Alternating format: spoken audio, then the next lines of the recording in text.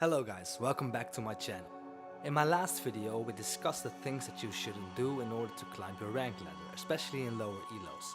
Today I want to tell you guys the 10 things you should be doing. Without further ado, let's get into it. Number 1. Warding. I can't express hard enough how important warding is.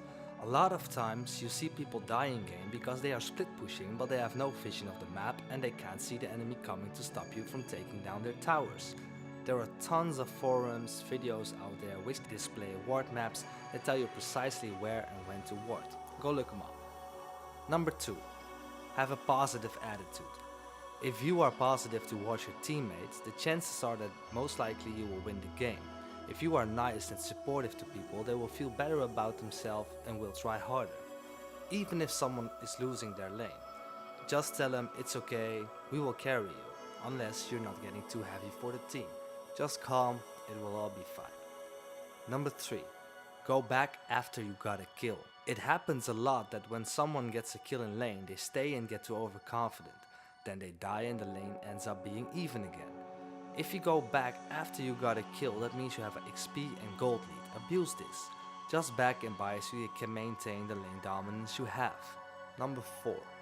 Play simple champions and easy champions in low elo. If you play champions that are easy, you have more time to focus on the actual game. You can look at your map, you can ward, you can make better decisions instead of being focused on what to do with your champion. Champions that are considered easy and skillless in low elo are, for example, Master Yi, Annie, Garen, Soraka, Rammus or Malphite. The thing these champs have in common is that they aren't hard to learn but can make a huge impact on the game. Number 5. Read guides. Reading guides of higher elo players can give you a better understanding of the champion that you're playing. Most guides on LoL King are quite in depth and explain all the ins and outs of your favorite champion. Also, they provide on what to do and not to do against other champions. It's free and it helps you get better. Number 6. Watch your replays. If you are open to learn about your mistakes, watching your replays can be truly helpful since you can see what you're doing good and what you're doing wrong. For a while we have the replay system, which is a free and easy to use system that allows you to look up your entire game. Number 7.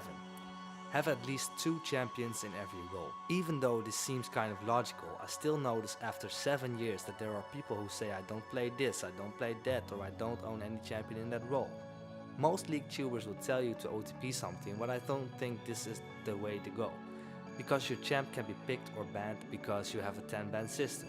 I'm not saying that you shouldn't be playing one champ that you enjoy the most playing, but if you don't have a backup champion or role, you will have a bad time once you will not being able to play your champion. Number 8. Communicate. Communication is the key to victory.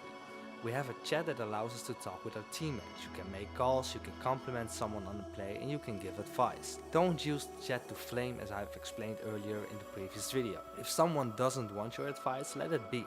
You have done whatever you could. Mute the person who starts to get toxic and move on with your gameplay. Number 9. Play what you're actually good at. This is basically the same as the don't try out champs in ranked section in the previous video, but if you're playing a champion that you're good at, where you have full understanding of that champion, you will win more than you will lose. It's as simple as that. Number 10. Take time to practice/warm up. How many times are you starting up league and jump straight into a ranking? If you take about 10 minutes of just CSing in a custom game, chances are you will farm better in an actual game, and if you warm up, you will trigger your muscle memory in a PvP game. This is similar to sports. If you don't warm up properly, you will end up being injured. Hope you all have a great day on the Rift, and I'll see you guys in my next video.